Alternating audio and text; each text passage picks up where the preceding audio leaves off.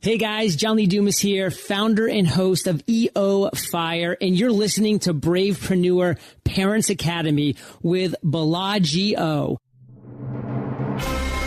Welcome to Bravepreneur Parents Academy, where the world's most inspiring entrepreneurs reveal their most defining childhood moments and share their legacy for raising brave little heroes who will grow up to change the world. And now, he still reads comic books under the blanket at bedtime. Please welcome your host, best-selling author, award-winning speaker, and self-confessed geek dad, Bellagio. You know, like the hotel in Vegas? Yeah, no, that's really his name. Bellagio.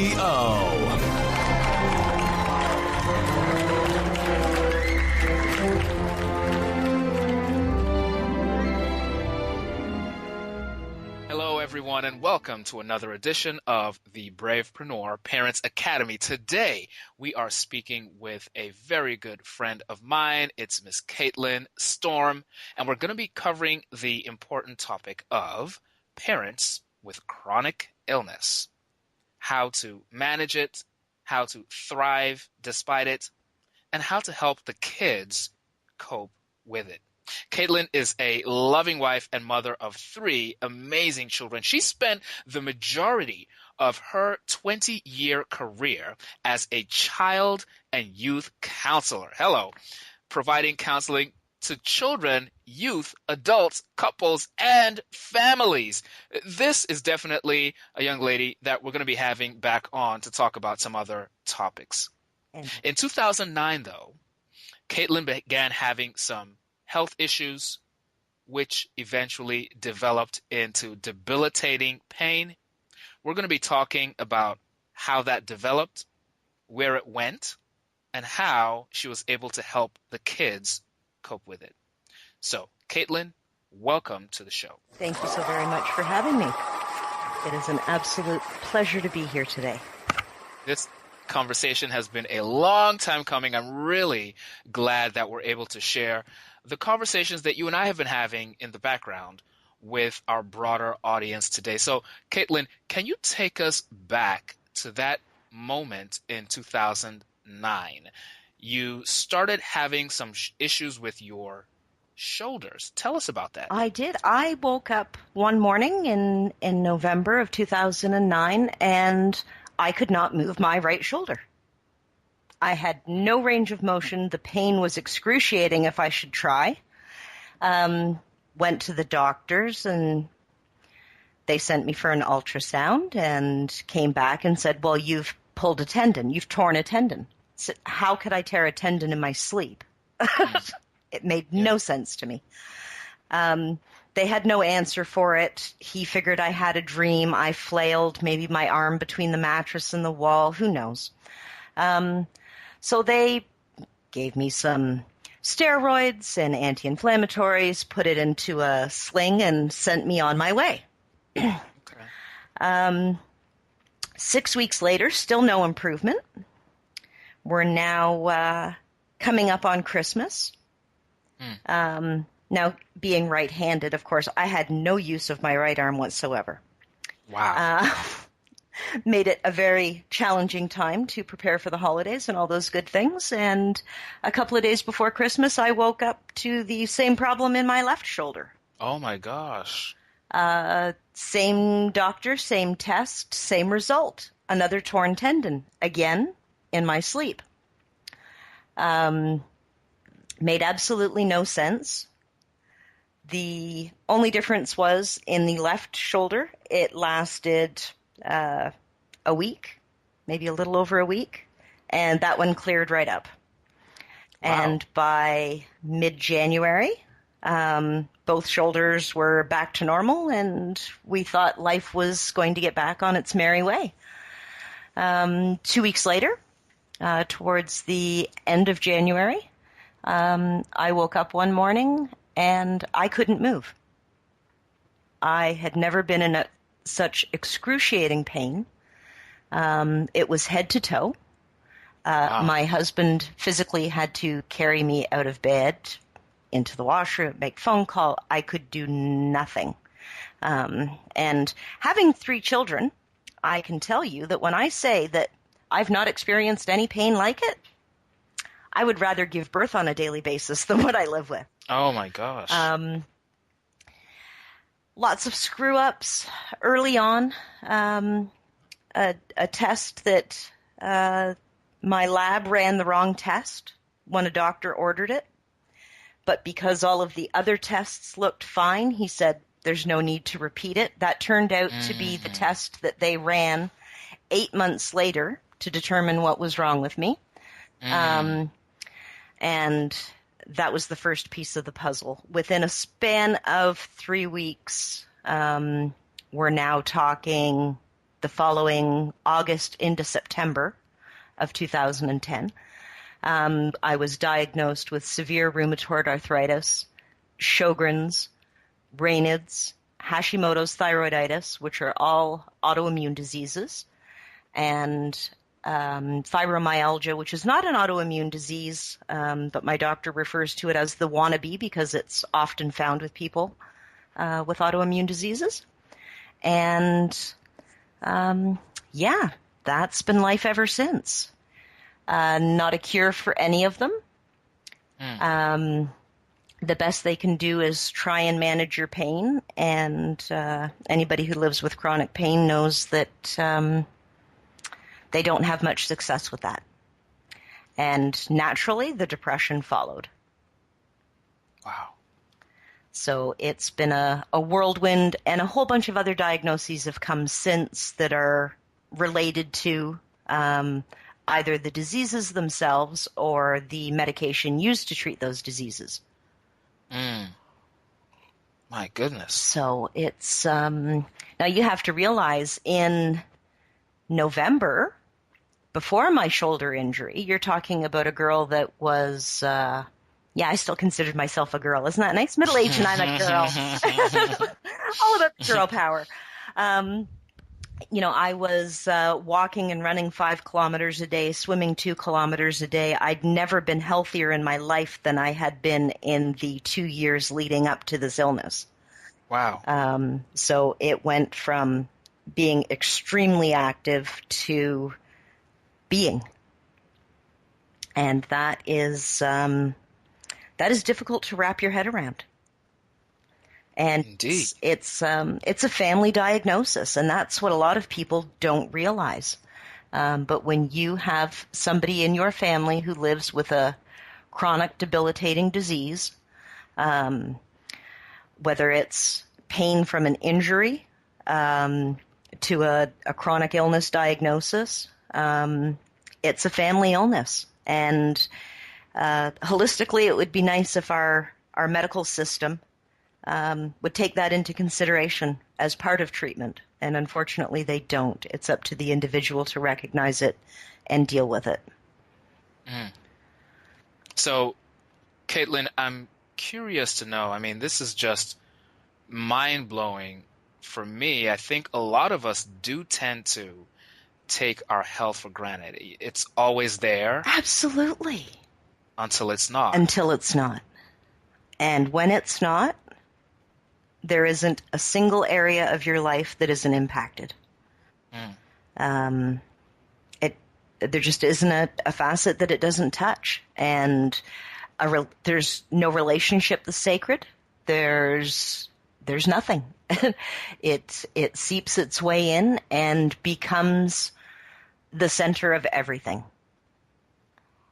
How did this impact you emotionally? You alluded to depression. Walk us through how do you even deal with such a diagnosis? Wow. It's ongoing. It's ongoing. One of the things that you find with individuals with chronic illness is that it tends to ebb and flow and flare. We can have good days and bad days, and my good days are nowhere in comparison to what you would consider a good day. And it's learning to live a new normal. And my husband, who also has the same background that I do, we were talking one night, and we were talking about grief. And quickly, realized and did some further research, because that's not an area that either one of us has specialized in over our years of counseling. And individuals with chronic illness live in the perpetual 5 stages of grief. They live in those states. They don't. Most times you're talking about moving through. That's correct. And there's no particular order to the stages of grief. No different than if you were to lose a loved one. We kind of bounce through them and around them and hopefully work through them to the point where we can get to the other side of our grief. Unfortunately, with chronic illness, our health tends to deteriorate over time. And with that, and certainly in my case, has been loss of independence with each step. And it seems as though as soon as you adjust to your new normal, you're hit with something else. And we now have another new normal. And but recognizing that it is grieving. It's grieving a life that you had, the relationships that you had, because everything's different. And it can't be the same again. It won't be the same again. And eventually, that's okay. Because you learn quickly in life who's there to support you, love you, care about you unconditionally. And those are the ties that matter. And those relationships work because you make them work. You know, you put the energy and effort, and things are different, but it doesn't have to be bad. And that was the biggest piece for me, that biggest hurdle of with the depression came I'm not enough. Right? I'm no longer the parent I wanted to be. I was a very active parent. And I became the armchair parent, the bedroom parent. Yeah. And I have the most amazing children going. I could not be more proud of my children. And I have the most wonderful relationships with my children. And I have chronic illness to thank for that. And a lot of people are probably shaking their heads trying to digest that one. Yeah, please elaborate on that it's, one of the things that happens with children that grow up in a home where there's chronic illness is they become very empathetic, kind, caring, compassionate, and they quickly become about others as opposed to the long stages that we're used to with children in being very self-centered, which is the way it should be. You know, that is one of the goals of childhood, right? Everything revolves around you. You haven't they haven't further explored those boundaries at these young ages. I mean, my children were 5 and 6 when I was diagnosed. So quite young. They don't remember me well. Wow. My oldest, of course, does. And I should clarify that. I have two sets of children. My eldest from a first marriage is a grown man and no longer at home. Okay. And so I very often refer to the 2 little ones because they're the ones that he was away at school when I got sick. So it really hasn't impacted him the same as it has the younger ones who are home with me. But they just flourished. They, they understand that everything depends on how mom's doing today. And that's okay. That's normal. When I asked them in preparing for this interview, they both just kind of looked at me and said, "It just is, Mom. That's the way it's always been." We in talking about, the adjustment and getting used to it. And it was, we don't remember you when you weren't.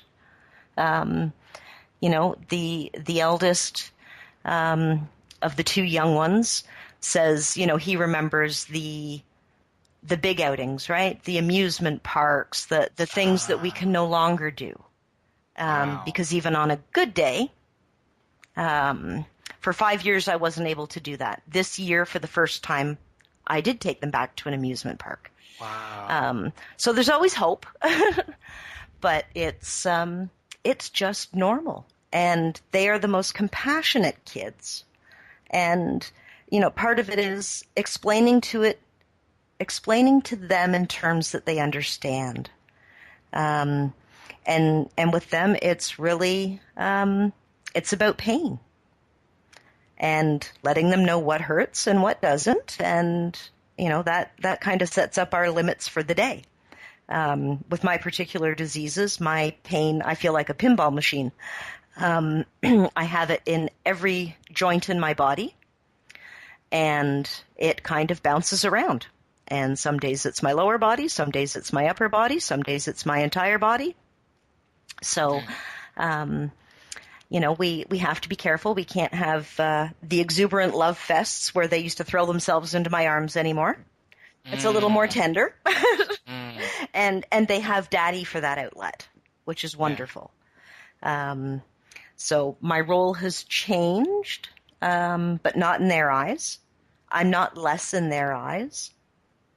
It's normal. And when I realized that was a big hurdle, because I really felt like I just wasn't enough, because I was comparing myself to my old self. Your old self. And no good ever comes of that. Wow. It's we take today for where we are, and we look forward. And when I can do that and stay focused on being present and living in the here and now, we do much better. Wow. We do much better.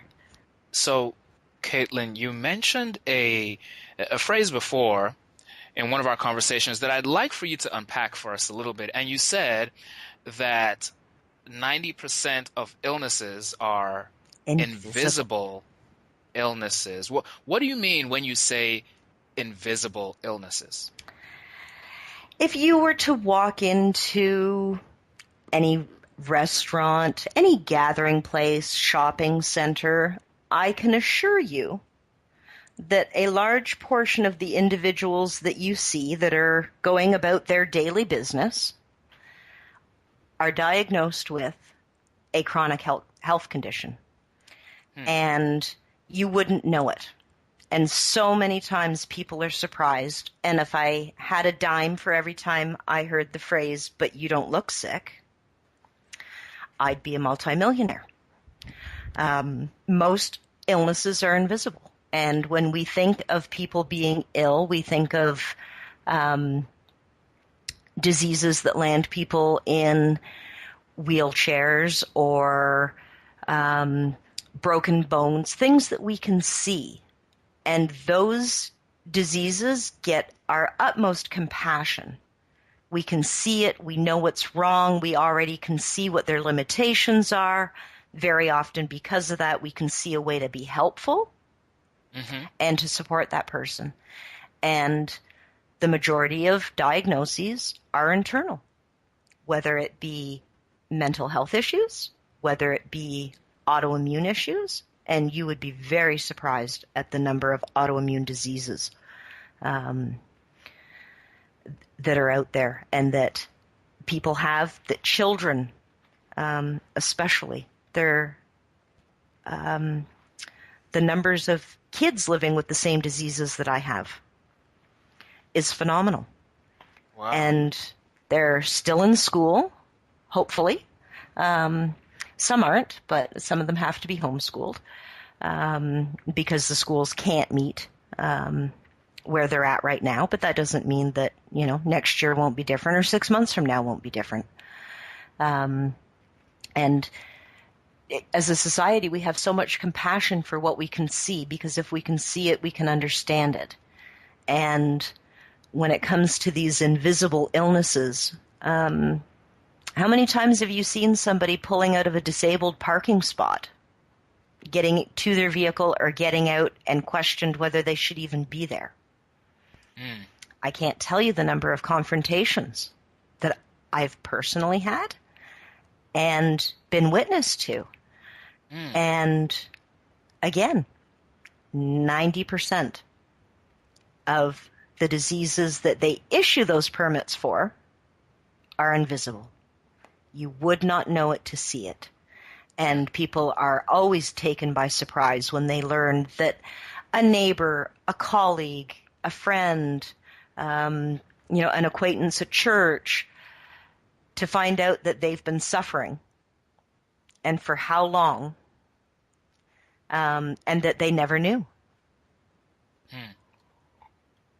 Well, what is the spoon theory? Spoon Kaitlyn? theory.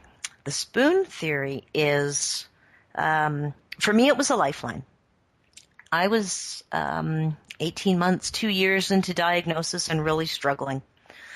At that point, I'd had to give up my job and was feeling quite desperate. And a friend of mine had said to me, "Have you read The Spoon Theory?" Spoon Theory? No. So she sent me a link, and over at Christina Medeiros' website, butyoudontlook.sick.com, actually. And there I found a way to express what I couldn't to others. And basically, it is a response that she wrote, where she highlighted an incident that she had with a college mate of hers, her best friend. Christine has lupus, which is very similar to my diseases, symptom-wise, treatment-wise. And upon reading this wonderful post that she had explained an interaction between her and her best friend, and finally I had words to explain what I'd been living with for 2 years and what it's like to live with chronic illness. And she put it much like you would with children.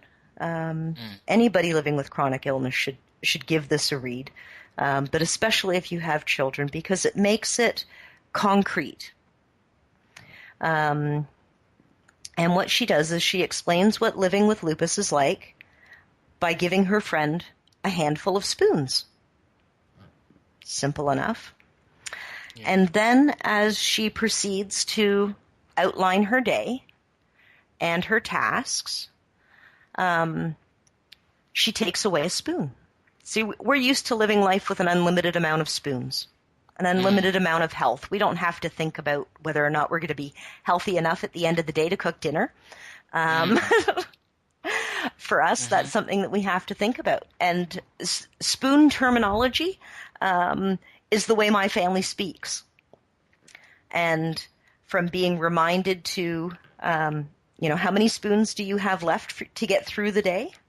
Wow. And how many spoons, if we make this decision, if we choose to go out for dinner tonight, yeah. What is the impact on your spoon level? Wow. Are you going to have to borrow spoons from tomorrow? And we don't know how many we're going to start off with tomorrow, so we don't ever want to borrow spoons against. Now, let me ask about that point, actually, Kaitlyn, because from my very new understanding of the spoon theory, I would think that, okay, as a healthy person, let's say I have 100 spoons let's say I have 100 spoons for the day. Yep. Just assuming I didn't have an unlimited supply. Okay. Let's just say 100 is high enough to where, okay, I probably wouldn't use my whole 100 spoons in a day. Fair enough. But yeah, but if I'm as I take on each additional task throughout the day, maybe I'm getting close to my limit. Mm-hmm. I might tell myself, well, it's okay if I use up most or even all of my spoons for today, because a good night of sleep, and then I'll be back to 100 spoons tomorrow. Absolutely. You're telling me that's not necessarily the case. Not at all. Not at all. In fact, today is a good day for me, which had this interview followed a perfect time. But I could be completely and totally bedridden and unable to reach over to my bedside table to the phone for help in less than 10 minutes. I can go into a full flare that limits everything that I can do. And for me, it can honestly happen in under 10 minutes. So tomorrow, I can't make plans for. I've given up making plans. I've canceled more plans than I've ever been able to fulfill. A lot of friendships have gone by the wayside as a result of that byproduct of living with chronic illness. We don't know what tomorrow's going to hold. We can't assume that if today was a good day, tomorrow will be a good day. For me, things like weather play a part. It was one of the things I checked to forecast when we scheduled this event, because weather does trigger some of my flares. And so that's one that, well, it's as predictable as the weatherman. Wow. So I have a better track record than the weatherman. I can usually tell you if we're going to have a storm within 24 hours, and wow. I've yet to be wrong. But yeah, so, you know, the average person, each task that you go through your day takes a spoon, and you know that a good night's sleep and you're ready to go again tomorrow. Well, right. Very rarely do those of us with chronic illness sleep well. Pain interrupts sleep in a major way. But also a lot of the illnesses do as well. They impact on sleep. A lot of us have sleep disorders as a result. Sometimes it's a result of medication. So I can crash and sleep for 12 to 15 hours, but I'm awake every 20 minutes. And when I wake up, I am just as exhausted as when I went to sleep.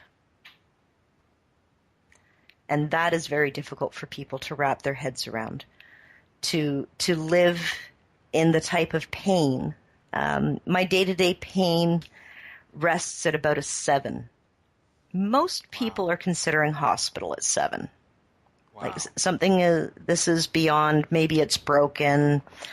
Think maybe we got to get this looked at.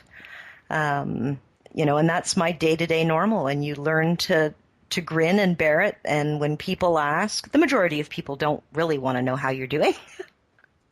And I'm fine, because it's easier than to explain where we're at. And for the person with chronic illness, you can very much feel invisible. It's an isolating experience. It's not something that people can understand. My father, at 50 years old, no health issues to speak of, developed an autoimmune disease.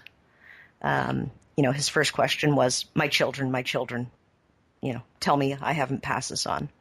Oh, no, not at all. What they didn't tell him was that what did get passed on was a predisposition to autoimmune diseases. So while we don't have the same diseases, we're both dealing with the same thing. And I have always been an extremely compassionate person, you know, and that's been part of my line of work. It's, you know, it's not just what I did for a living, it's who I am. And I thought I understood what he lived with. And then I got sick. And I had no comprehension of what he lived with day in and day out.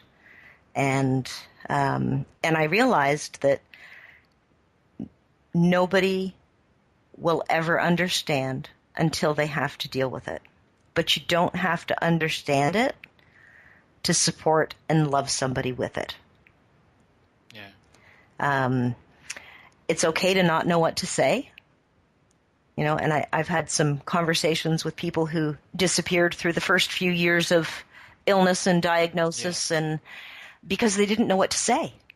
Right. They didn't know what to do. And that's okay.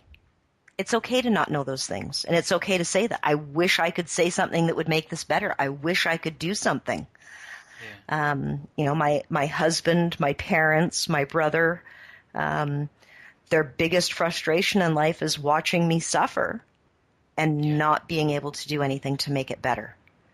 And what they don't realize is they make it better just by being here. To know that I'm not alone. They might not understand it fully, and that's okay. And I'm glad they don't. I wouldn't wish this on anybody. But the love, the support, knowing that they're there when I need them, means more than they will ever understand. You know, no different than I tend to minimize a lot. They also minimize the impact that their support has had. Not just on learning to live with these diseases, but learning that you can have a quality of life. And that was my big defining moment. I battled the depression severely. I've not responded to any of the treatment and, you know, chemotherapy, drugs on a weekly basis, and then monthly infusion for 5 years. Those things take a toll. And I didn't have hope for the future, and and I woke up one morning and realized that if I were my client, I would be asking them, what's their purpose in getting up each day? Everybody has to have a reason to live. And it has to go beyond your children, your spouse, your family, your friends. We all have a sense of purpose, a reason for being here, and we might not understand what that purpose is, but feeling that you're doing something worthwhile, that you are contributing in some way, means so very much to your spirit, to your mental health and well-being, and realizing that I could still do what I love to do. I just needed to learn to do it like everything else with chronic illness. Right? And it's not, that's probably the biggest lesson at the 5-year mark for me was I can be everything I was and who I am, and I can do all of the things that I could do before. I just have to do them differently. And that was when things turned around for me. Wow. So, Kaitlyn, you mentioned that a few minutes earlier, a lot of times if we walk into a room, there are likely people suffering from various chronic pains or illnesses that we're not even aware of. Absolutely.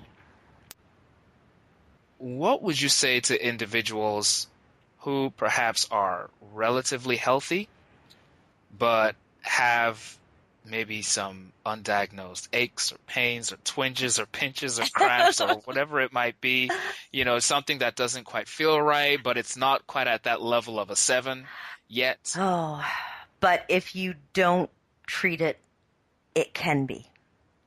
The majority of things that healthy people run up against are run-of-the-mill, and they're not catastrophic, and they're not going to change your life if you deal with them when they present. You know your body better than anybody else. No doctor can see inside, but you've lived in that body your entire life. And when something's not right, you know it. And if you do something about it when it happens, you have a much better chance at treating it before it becomes a major issue. And I know there's lots of people, lots of men especially, don't like to get out to doctors, and even for those of us that are chronically ill, when something new comes up, we're quick to write it off as, oh, just a new symptom of one of our already existing conditions. And some healthcare professionals are willing to quickly write it off for that as well. But if it's hit your radar, it's wrong. Right? If you've noticed it and you've thought about it and you've thought about it more than once, then it's time to do something about it. And, you look at my situation, which was severe. They didn't know what to do with me for 8 months. We went down, they thought I had MS. We went down so many different needless testing, 8 months worth of, at that point, I was in such severe pain and limited severely by symptoms that I didn't know if I was going to live. Wow. And it took them 8 months. The sooner you find something, the better.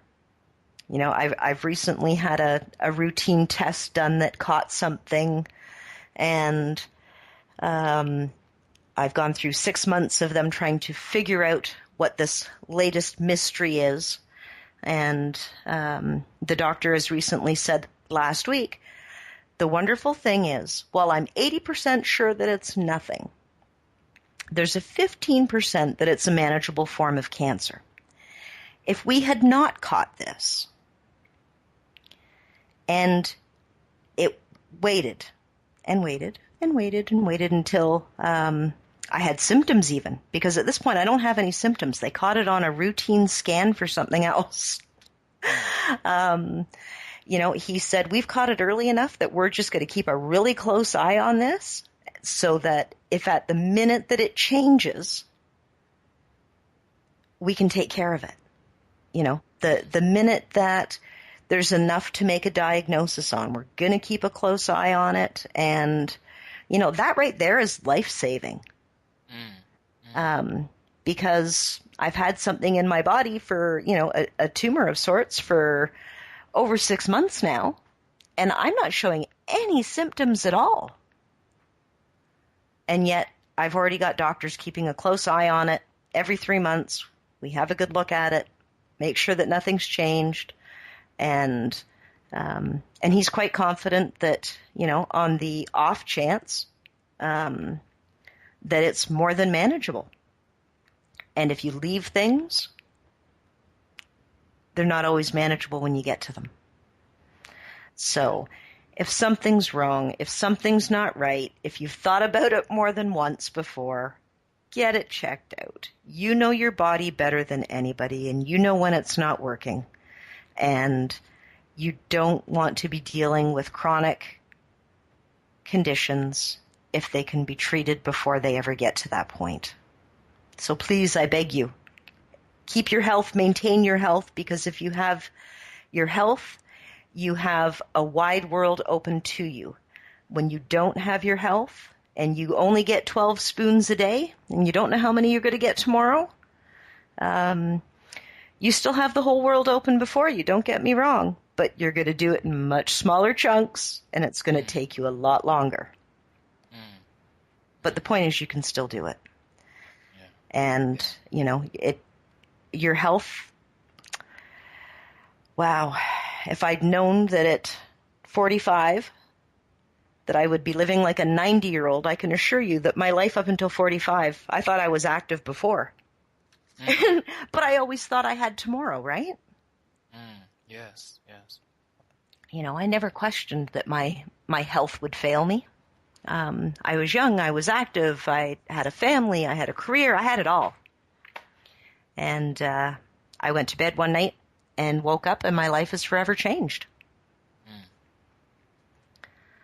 Wow. So, Kaitlyn, how can we help other people? You've alluded to this a little bit, but how can we help people that we might know who have chronic pain? Believe them.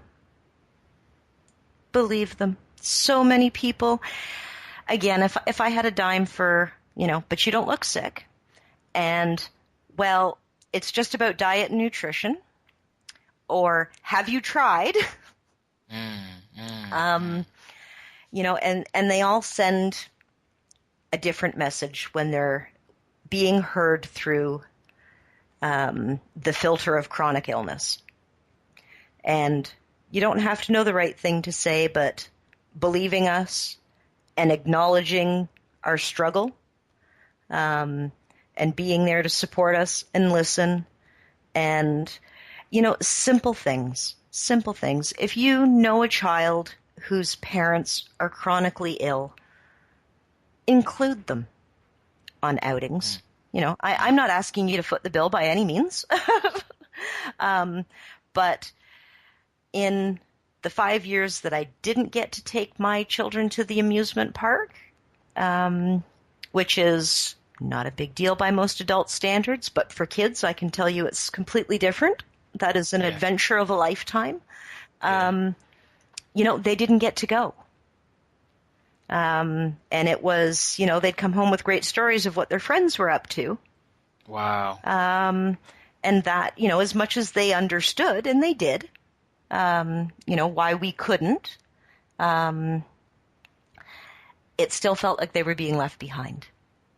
Right. So, making a point of including children in outings that they might not otherwise get, that does so much for the parent who's ill to know that their kids aren't missing out.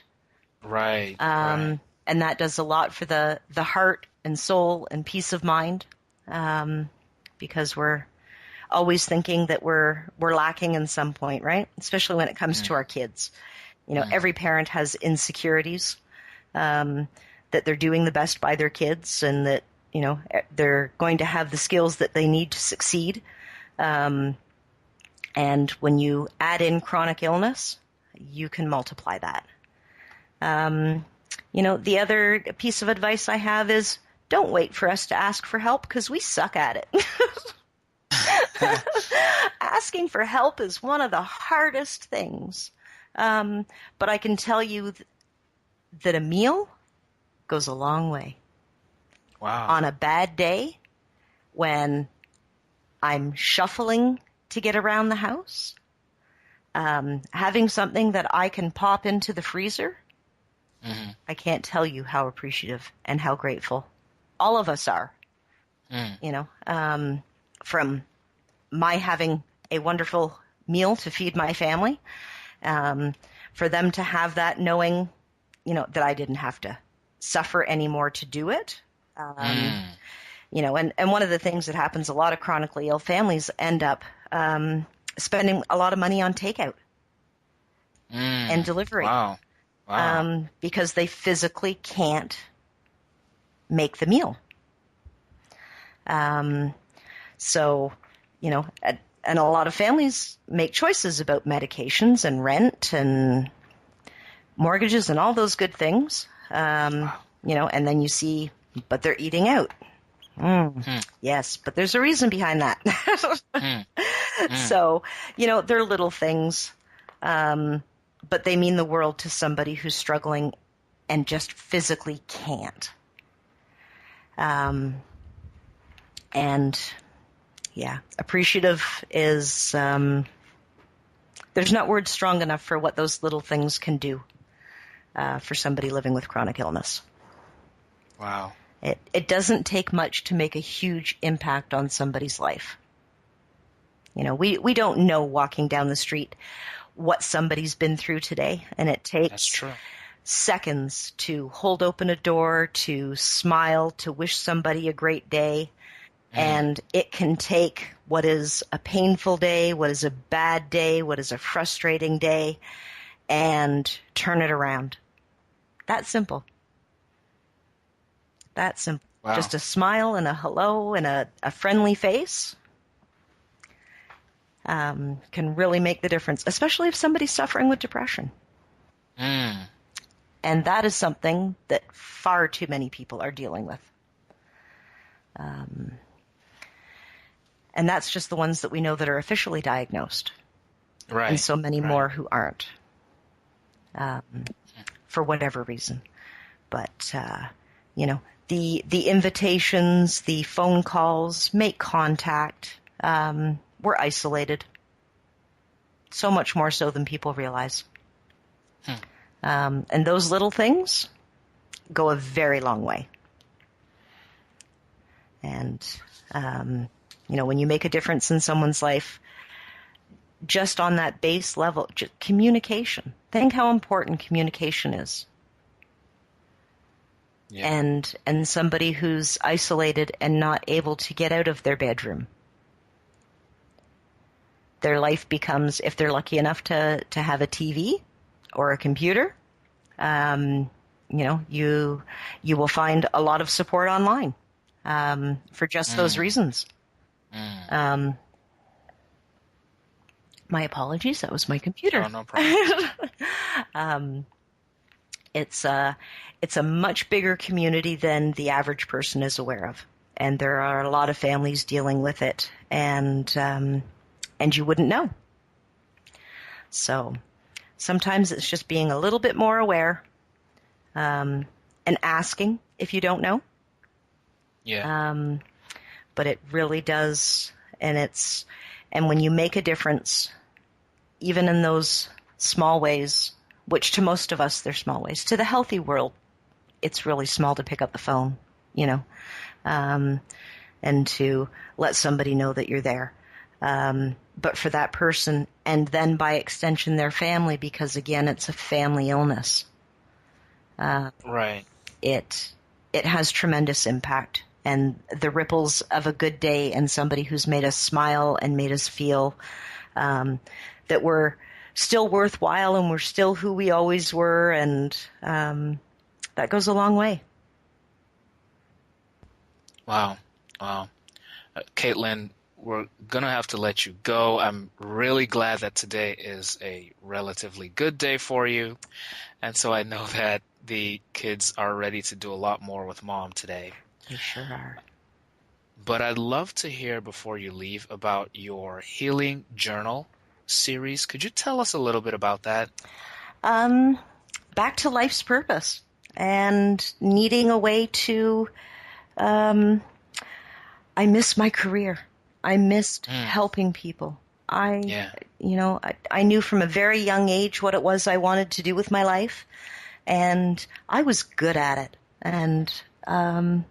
And when I was no longer able to do that, it wasn't like losing a job. It was like losing a huge part of myself. And, I'd said earlier, we can still do what we've always wanted to do. We just have to do it a little bit differently. Right. And out of that, and some latest research, I've been able to have published the first of the series just this past September for individuals that suffer with anxiety and panic attacks. And that's called Calming the Anxiety Within. And I have coming up in the first half of 2016, coloring journals for adults and children who live with ADHD, for those living with chronic illness and pain, those living with depression, those who want to elevate and increase their self-esteem. And we've done this in a very unique way. The latest research shows that coloring is the equivalent of meditation. The same health benefits, which is huge. So in doing what I love to do, which is in helping people and taking apart the plans that I would develop for individuals who were dealing with all of these types of issues and helping them to not just take a journey and learn more about themselves, but to look at the issues that they're dealing with, their relationships to them, and to provide them with the tools to manage and live life well with those diagnoses, not in spite of, not, but to coexist and to do well. And there's enough books on all of those topics, and you can read 600 pages on depression and living with chronic illness and living with anxiety. That's not in my experience with my clients, and what we've learned in the past is that it's about doing and giving people the tools to have a full toolbox, because everybody's different and different things work for different people, and we help you to develop your own success strategies through this process. And I still get to help everybody, that hopefully more people than I could have ever helped, being a single person and only able to see so many clients in a day. So I'm hoping that this, it's unique. There's certainly nothing in our research out there that's tackling these issues in this manner. And I'm really hoping that we can build a strong community and help a lot more people this way. Wow, I love it. I love it. You're doing an amazing job, not just with the journal, but with sharing your story and really helping not only folks with their own chronic illnesses and pains figure out how they can contribute and chase their purpose, but also helping those of us who are blessed with a little bit more health to be more empathetic, more helpful, either with the kids or with the individual themselves. So thank you for sparking this conversation. Thank you so much for having me. Folks, you can find more about Kaitlyn and her Healing Journal series at KaitlynStorm.com. She's doing amazing work. As she mentioned, we only got to touch on this. She's had over 20 years being a child and youth counselor. She counsels children, youth, adults, couples, families. So with her permission, I'd like to bring her back, and we'll talk a little bit more about some of the other superpowers that she has. But today, we're shining the light on parents living with chronic illnesses and how to help both them and their kids thrive. Kaitlyn, thank you. Thank you. All right, folks, until tomorrow, it's the Bravepreneur Parent Academy. Thank you for your support. Thanks for being here. Visit Kaitlyn, Kaitlyn, Storm.com. We'll see you tomorrow. Till then, up, and away. Thanks for supporting my dad's show. If you like what you hear, please subscribe to iTunes. He said hot chocolate is for closers. If you don't subscribe, I don't get hot chocolate. I love hot chocolate. Fear not. Although this chapter of Bravepreneur Parents Academy has come to its conclusion, we have many more adventures for you and your brave little heroes. Head over to bravequest.me for access to the Brave Quest Journal, an interactive activity playbook that rewards your little ones with points for accomplishing tasks that build character and unleash your child's inner superhero all before bedtime. We look forward to having you join us for more adventures next time on Bravepreneur Parents Academy.